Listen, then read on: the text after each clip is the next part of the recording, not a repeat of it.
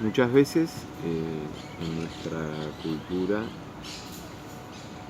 invocamos al deseo y a la satisfacción del propio deseo como un gesto de soberanía, como un gesto de plena libertad y de pleno derecho.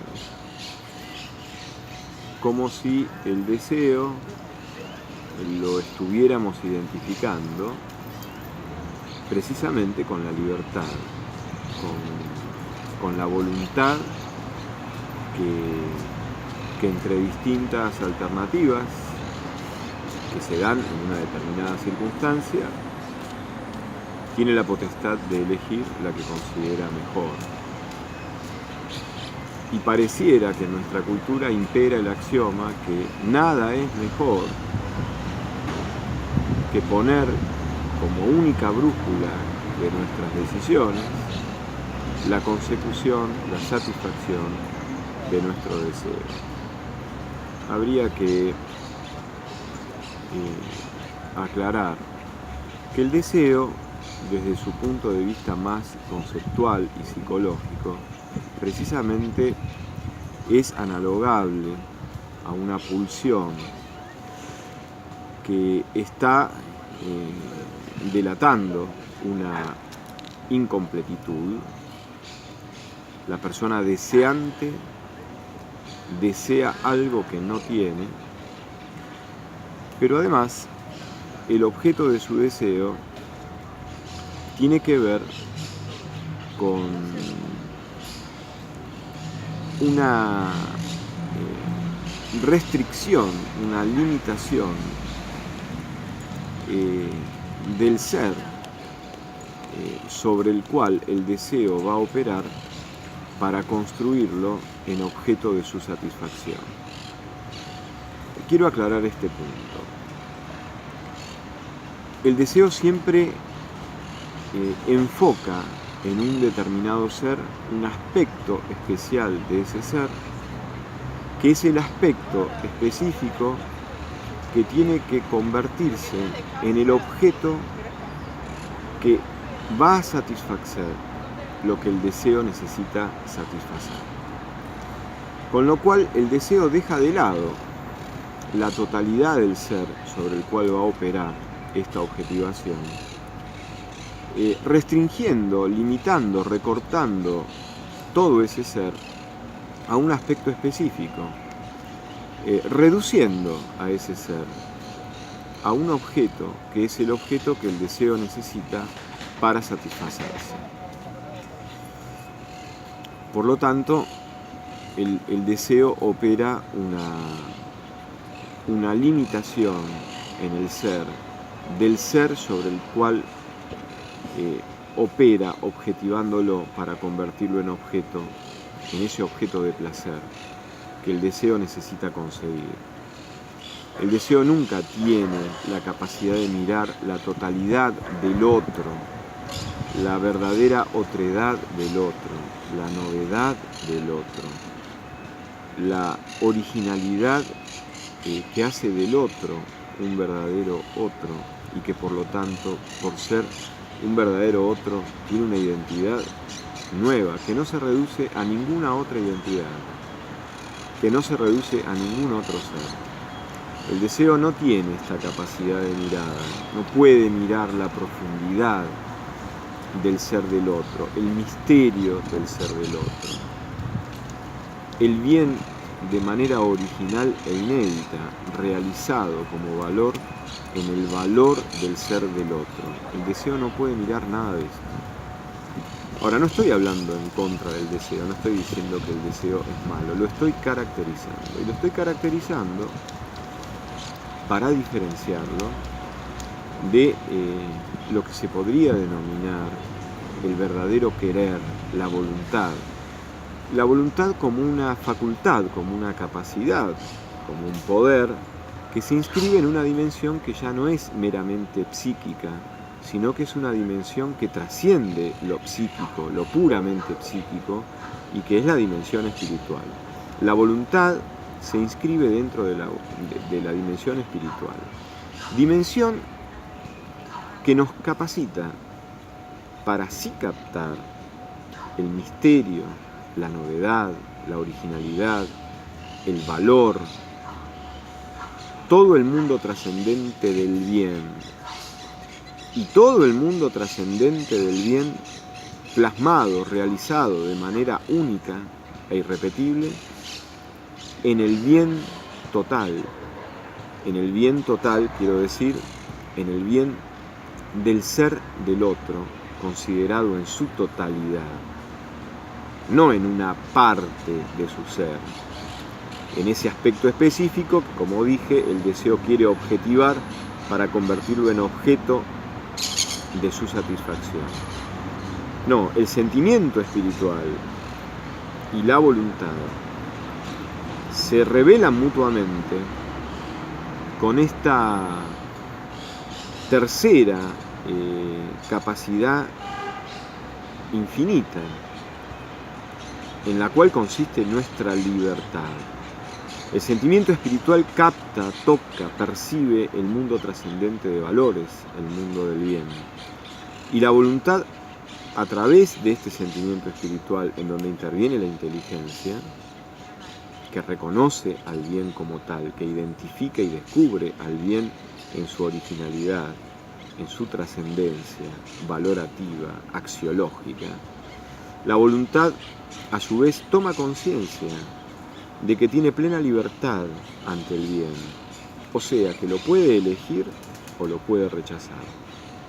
La voluntad entonces no es una pulsión, porque el deseo no puede sustraerse del objeto de su satisfacción. En cambio, la voluntad puede sustraerse del propio bien, puede no elegir el bien, y puede elegir lo que rechaza al bien, puede elegir al mal, y puede elegirlo sin fundamentar su elección, sin sostener su elección en ninguna cosa buena, en ninguna buena razón, en ningún buen motivo. Puede elegir el mal como una manera de autoaniquilamiento.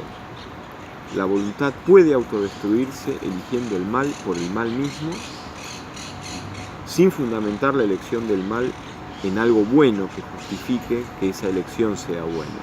Pero también la voluntad está obviamente, naturalmente dispuesta a planificarse con la elección del bien. Por lo tanto, la voluntad toma conciencia del infinito poder de su dimensión espiritual plasmado en el poder de su libertad. Por lo tanto, nosotros nos podemos sustraer a ciertos deseos porque estamos privilegiando, estamos priorizando, estamos jerarquizando valores cuya trascendencia, cuya significación eternamente válida está muy por encima de los propósitos y objetivos de cualquier deseo particular. Eso lo podemos hacer desde nuestra dimensión espiritual. Si no tuviéramos una dimensión espiritual, seríamos simplemente procesos puramente causales, procesos de causas y efectos, procesos sin fin, de deseos satisfechos que jamás van a planificar la totalidad de nuestro ser, van a planificar un aspecto particular de nuestro ser, pero inmediatamente, luego de esa satisfacción puntual, sobrevendrán otros deseos insatisfechos que nos obligarán a buscar nuevos objetos de placer. Ahora, el deseo tiene una función vital, ineludible, tiene una función vital primordial, pero el espectro integral de su función no lo tiene el deseo por sí mismo, lo tiene la conciencia que puede estar presente ante la trascendencia del bien, del valor, del mundo del valor. Quiero decir, el deseo es fundamental en un encuentro amoroso. Si no hubiera deseo, el amor no se podría expresar maravillosamente en el encuentro cuerpo a cuerpo de los amantes. Pero el deseo está integrado en una dimensión que lo supera, que es la dimensión propia del amor, en la cual los amantes, cuando se encuentran de verdad y amorosamente. Aprenden, entre otras cosas, fundamentalmente dos. Tocan la maravilla original e irrepetible de todo el bien y el valor infinito y sagrado de su propio ser. Y lo tocan porque lo están experimentando, lo están ofreciendo y lo están descubriendo en lo maravilloso que significa ofrecer y encontrarse desde el propio ser con la maravilla misteriosa e irrepetible y única del ser amado con el cual se están encontrando en ese encuentro vital y amoroso. Entonces, por un lado, están descubriendo qué maravilloso es el tesoro propio del ser propio, y es maravilloso porque está dispuesto naturalmente al amor. Y por otro lado, están descubriendo la maravilla misteriosa del ser del otro, del ser amado con el cual se encuentran. Y por lo tanto, la tercera cosa que se descubre es la maravilla misma del amor. La bendición de ser incompletos. Bendición que significa que no todo está en nosotros, que no todo el bien está en nosotros. Porque precisamente al no estarlo, está la infinita y la insustituible posibilidad de poder descubrir al otro en su maravilla y en su misterio, y poder compartir el misterio más grande, que es encontrarnos amorosamente con el ser de ese otro, recibiendo ese otro la maravilla de nuestro propio ser. O sea que el deseo sexual es fundamental y maravilloso, porque es el camino, la mediación única, la dimensión única de esa pulsión vital que nos capacita para plasmar, para expresar el amor en nuestra condición carnal, en nuestra condición encarnada, cuerpo a cuerpo. En ese sentido, el deseo es una vitalidad bendita, porque es la mediación que posibilita encontrarnos amorosamente de manera plena con el ser amado, con el ser que amamos. Ahora, el deseo por sí solo, desgajado de esta dimensión trascendente y amorosa, si fuera, digamos, la única brújula que tiene la cultura, el deseo es directamente, y no por él, no por culpa del deseo mismo, pero el deseo se convierte en un camino de perdición.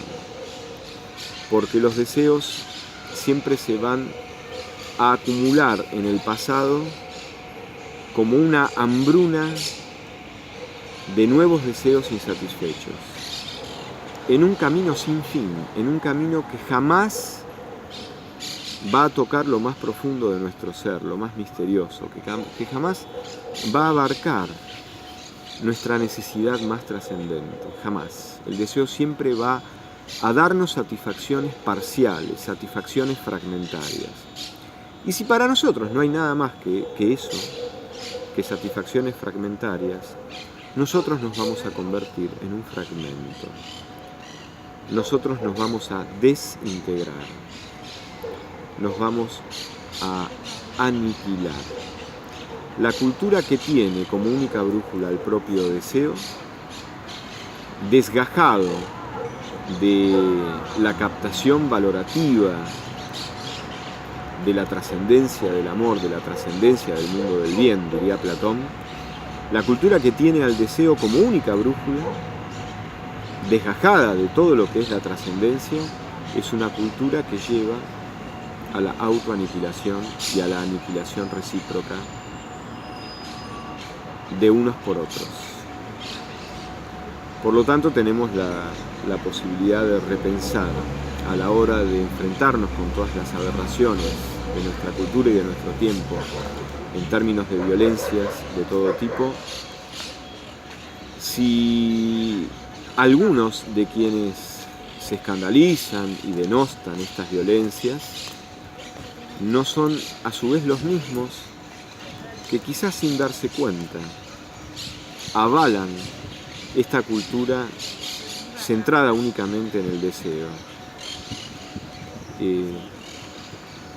Si así fuera, escucharemos de ciertas mismas bocas, mentes y corazones, denostaciones terribles sobre el ego y, sin embargo, autoafirmaciones que convalidan al ego por encima de todo otro valor. No hay nada más egocéntrico que una perspectiva que enfatiza que en cada uno de nosotros está todo. Si está todo en cada uno de nosotros, ¿qué valor podemos hacer del otro? Y si está todo, están todos los derechos. Si está todo, quizás se deforma el campo de los derechos y se convierte en el campo de la prepotencia, en el campo de la violencia, en el campo de la violación, en el campo de la desfiguración de nuestro más preciado tesoro humano que se plasma en cada uno de nosotros de manera misteriosa y única en nuestra condición de personas. No sea cosa que algunos que se rasgan, como dirían los teólogos, las vestiduras, como lo hizo Caifás cuando Cristo se proclamó Hijo de Dios, enviado de Dios y Rey, no sea cosa que algunos de estos que denostan fervientemente las violencias de todo tipo, sean los mismos que encumbran al deseo como único horizonte de la humanidad. Quizás desde esta contradicción podríamos reflexionar en este tiempo tan próximo a la Navidad. Muchas gracias, queridos amigos, y como siempre, hasta muy pronto.